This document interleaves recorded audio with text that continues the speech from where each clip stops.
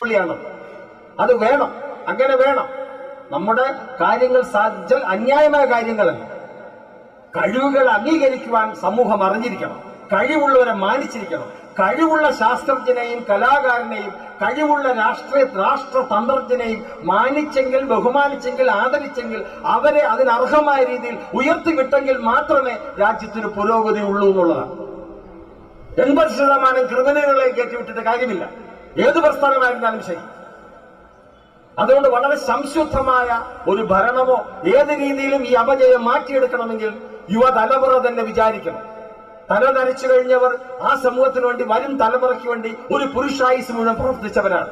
ശ്രേഷ്ഠന്മാരായ നിരവധി പേർ ആ കൂട്ടത്തിലുണ്ട്. പുതിയ തലമുറ ചിന്തിക്കേണ്ടത്, അവർ ചിന്തിക്കുന്നത് എനിക്ക് വിദ്യാഭ്യാസമുണ്ട്, അർഹമായ ഒരു ജോലിയില്ല. സാധാരണ ചിന്തയില്ല. ഒരു ചെറുപ്പക്കാരന് കാണുന്നു, അയ്യോ 10-20 വയസ്സേ ഉള്ളൂ, അവൻ അവിടെ ബിവറേജ് ഷോപ്പിന്റെ അവിടെ ക്യൂ നിൽക്കുന്നു, അവനും അവന്റെ കൂട്ടുകാരൻ. നമ്മൾ അവനെ വിളിച്ച് ചോദിച്ചാൽ എന്താ നിന്റെ വിദ്യാഭ്യാസം വെച്ച് അവൻ പറയുന്നു, ഞാൻ M.Com ഫസ്റ്റ് റാങ്കിൽ പാസ്സായിരിക്കുകയാണ്, ഞാൻ PhD എടുത്തിരിക്കുകയാണ്.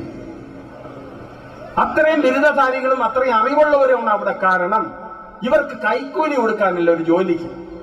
നിർധന കുടുംബത്തിൽ ഒരു ജ്ഞാനി പിറന്നാൽ അവൻ ഭിക്ഷ എടുക്കുക എന്നുള്ളതാണ് ഇവിടുത്തെ അവസ്ഥ. അല്ലെങ്കിൽ അവൻ മോഷ്ടിക്കുക, അവന് ജീവിക്കണ്ടേ. അപ്പൊ അവൻ എന്ത് ചെയ്യും? അവൻ സമൂഹത്തിനെതിരായിട്ട് പ്രവർത്തിക്കും, ഭരണകൂടങ്ങൾക്കെതിരായിട്ട് പ്രവർത്തിക്കും.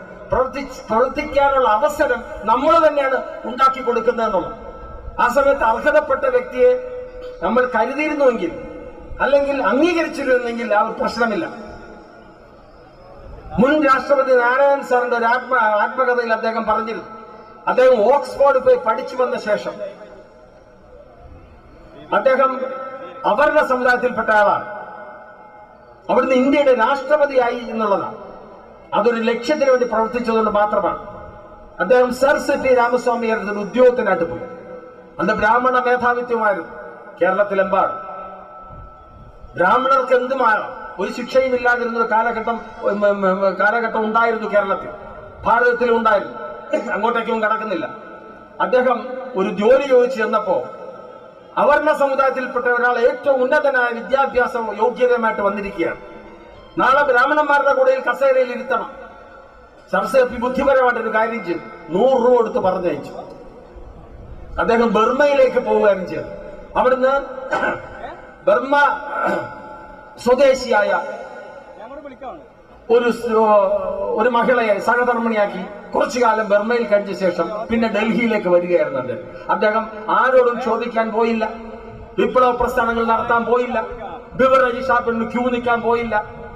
മറ്റ് തന്റെ പ്രവർത്തനങ്ങളിലൂടെ തന്നെ അദ്ദേഹം ഏറ്റവും വലിയ മിടുക്കനാണ്, രാഷ്ട്രതന്ത്രജ്ഞനാണെന്ന് അദ്ദേഹം തെളിയിക്കുകയും ഭാരത ജനത്തിന് മനസ്സിലായി. അദ്ദേഹം ഭാരത ജനത സന്തോഷപൂർവ്വം അദ്ദേഹത്തെ 1ാമത്തെ പൗരനാക്കി മാറ്റുകയും ചെയ്യും.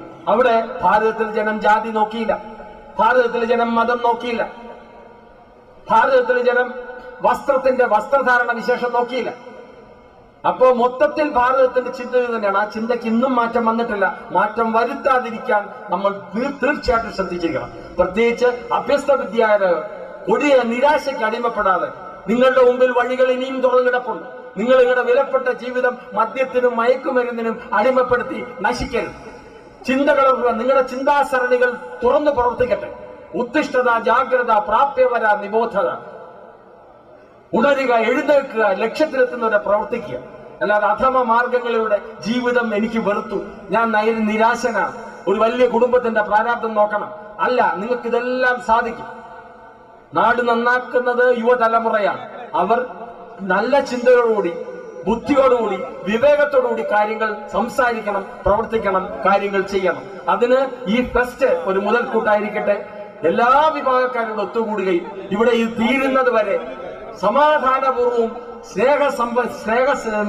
സ്നേഹമസൃണമായ അന്തരീക്ഷമായിരിക്കണം ഇവിടെ ഉണ്ടാകേണ്ടത്. അത് തന്നെയാണ് നമ്മൾ മാതൃകയാക്കേണ്ടത്. ഈ പരിസരം മുഴുവൻ ഈ ഫെസ്റ്റിലെ ജനക്കൂട്ടത്തെ കുറിച്ച് പ്രകീർത്തിക്കണം. ഏകോദര സഹോദരങ്ങളെ പോലെ എല്ലാ പ്രശ്നങ്ങളുണ്ടെങ്കിൽ സമാധാനമായി പരിഹരിക്കുവാൻ ഇവിടെ ജാതിയോ മതമോ രാഷ്ട്രീയമോ ഒന്നും നോക്കാതെ ഈ 8-ാം തീയതി ഇന്ന് നിങ്ങളുടെയൊക്കെ അനുവാദത്തോടുകൂടി ഔപചാരികമായി ഉദ്ഘാടനം ചെയ്ത ഈ ഫെസ്റ്റ് ഏപ്രിൽ 1 വരെ അതിമനോഹരമായി വിപുലമായി നിങ്ങൾക്ക് വിജ്ഞാനവും വിനോദവും എല്ലാം പകർന്നു തരുവാൻ ഈ ഫെസ്റ്റിന് ഉതകട്ടെ. അതുപോലെ തന്നെ ഭാരതത്തിന്റെ ഭാവി നിങ്ങളുടെയൊക്കെ കൈകളിലാണ്, ഒരളവ് വരെ നമ്മുടെയും കൈകളിലാണ്. നല്ല നല്ല കലാകാരന്മാരെയും നല്ല നല്ല രാഷ്ട്രീയക്കാരെയും നല്ല നല്ല കച്ചവടക്കാരെയും നല്ല നല്ല സമുദായ സ്നേഹികളെയും നല്ല നല്ല മനുഷ്യരെയും കള്ള നാണയങ്ങളിൽ നിന്ന് തിരിച്ചറിയുവാൻ പ്രബുദ്ധരായിരിക്കട്ടെ നിങ്ങൾ. കള്ള നാണയമേത് നല്ല നാണയമേതെന്ന് തിരിച്ചറിയാനുള്ള പക്വതയും വിവേകവും ഭാരതത്തിലെ ഒരു പൗരന് പറഞ്ഞു തരേണ്ട കാര്യമില്ല. അവർക്കറിയാം. അത് വളരെ വിദഗ്ധമായി നിങ്ങൾ കൈകാര്യം ചെയ്യുകയും അതിലുപരി ഒരു വലിയ ഇഷ്യൂ ഉണ്ടാക്കി ഒരു ബഹളമുണ്ടാക്കി ആളാകാൻ ശ്രമിക്കുകയും ചെയ്യാതെ സമാധാന ചിത്തരായി നിന്നുകൊണ്ട് ക്ഷമയോടുകൂടി നിന്ന് സ്നേഹത്തോടു കൂടി തന്നെ നിന്നുകൊണ്ട് നമ്മളുടെ പുഴുക്കുത്തുകൾ നമുക്ക് തന്നെ അടർത്തി മാറ്റാം. നമ്മുടെ ജലാശയങ്ങൾ ശുദ്ധമാക്കാൻ നമുക്ക് തന്നെ ശ്രമിക്കാം. നമ്മുടെ പ്രകൃതി നശിക്കാതിരിക്കാൻ നമ്മൾ തന്നെ ശ്രമിക്കാം. ഇച്ചിരി സ്ഥലമൊക്കെ ഉള്ളവർ അവിടെ എന്തെങ്കിലും കായ്കളോ പച്ചക്കറികളോ ഒക്കെ നട്ട് അന്യ സംസ്ഥാനത്തെ എന്തിനും കറിയേപ്പിലേക്ക് വരെ കൈനീട്ടുന്ന ഒരു അവസ്ഥ മാറ്റിയെടുക്കാം. കോർപ്പറേറ്റ് ബിസിനസ് തിക്കൂണുകളെ മാഫിയകളെ തിരിച്ചറിയുവാനുള്ള ശേഷി ഉണ്ടാക്കുക. അധ്വാനിക്കാതെ പണം ഉണ്ടാക്കുന്നവനെ ദൂരെ അകറ്റി നിർത്തുക. അധ്വാനത്തിന്റെ ഫലം അവന് പറഞ്ഞു കൊടുക്കുക. വിയർപ്പിന്റെ തുള്ളിൽ നിന്ന് ഉണ്ടാക്കുന്ന നാണയം മാത്രമേ അവസാനം വരെ ഏതൊരു വ്യക്തിയുടെയും കയ്യിൽ നിൽക്കുകയുള്ളൂ. എല്ലാം നേടിയാൽ തന്നെയും ഒരു മതസ്ഥനും ഒന്നും കൊണ്ടുപോകുന്നില്ല എന്നുള്ള തൊഴുതുകൊണ്ട് ഭൂമിയിലേക്ക് വരുന്ന ഒരു കുഞ്ഞ് രണ്ട് കൈയും ഇങ്ങനെ തുറന്നു പിടിച്ചിട്ടാണ് പോകുന്നത്. പിന്നെ ഈ രണ്ട് കൈകളും കണ്ണുകളും അടയ്ക്കുവാൻ ബന്ധുജനങ്ങൾ വേണം. അതിനു മുമ്പ് അടഞ്ഞ് നെഞ്ചോട് കൈ ചേർത്താണ് വരുന്നത് എന്നുള്ളത്. ഒരു കുഞ്ഞു ഇങ്ങനെ കൈ വീശി വന്നിട്ടില്ല, ഒരു കുഞ്ഞു ഇങ്ങനെയും വന്നിട്ടില്ല.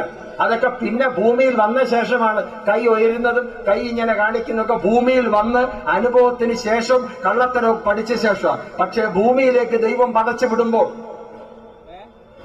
കൈ നെഞ്ചോട് ചേർത്ത് വെച്ചാണ്, ഭൂമിയെ നോക്കിയാണ് ഒരു കുഞ്ഞു പിറക്കുന്നതെന്നുള്ള. ഭൂമിയെ അവൻ ആദരിക്കുന്നു, സ്നേഹത്തെ അവൻ കാണുന്നു. രണ്ട് കൈകൾ നെഗറ്റീവ് പോസിറ്റീവ് എന്ന് വെക്കാം. അതിൽ യാതൊരു ചിന്തയുമല്ല. ഒന്നായി ഞാൻ ഈ ഭൂമിയിലേക്ക് നിന്റെ മടിത്തട്ടിലേക്ക് വരികയാണ് എന്ന് പറഞ്ഞാണ് ദൈവം ഓരോ ശിശുവിനെയും ഭൂമിയിലേക്ക് അയക്കുന്നത്. ആ ശിശുക്കളെല്ലാം നിർമ്മല മാനസരും ശുദ്ധ ചിത്തരുമാണ്.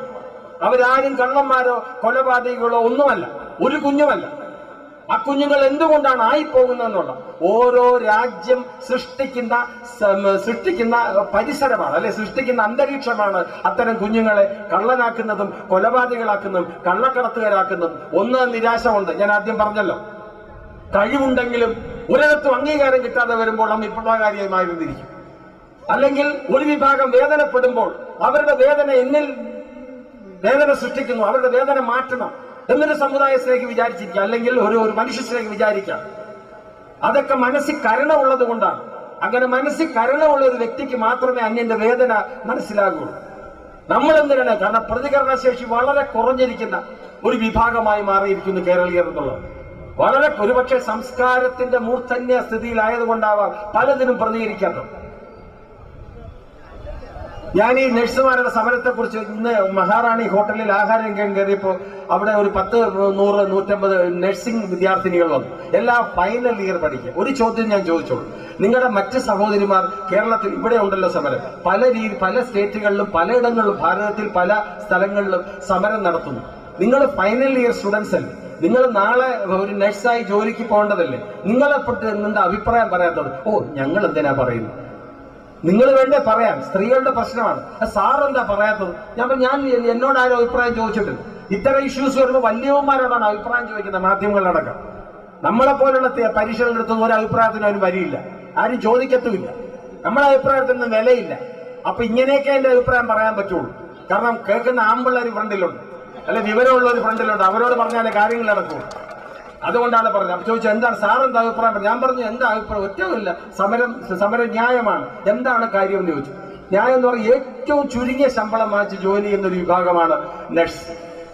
അവരുടെ ജോലി എന്താണെന്ന് അറിയാമല്ലോ. ഒരു പരിചയം ഇല്ലാത്തവന്റെ ദുർഗന്ധമടങ്ങുന്ന മലമടക്കം കോരേണ്ട ഒരു വ്യക്തിയാണ്. പുരുഷന്റേതാണെങ്കിലും സ്ത്രീ ആണെങ്കിലും ആ ഭാഗങ്ങളൊക്കെ കഴുകി ശുദ്ധിയാക്കേണ്ട ഒരു വ്യക്തിയാണല്ലോ ഈ ചെയ്യുന്നത്. സ്വന്തം മക്കൾ തൊടാൻ അറയ്ക്കുന്ന, അല്ലെ, സ്വന്തം മക്കൾ എടുത്തു മാറ്റാൻ അറയ്ക്കുന്ന വിസർജ്യ വസ്തുക്കൾ യാതൊരു ഉളുപ്പും കൂടാതെ എടുത്തു മാറ്റുകയാണ് ഇവർ.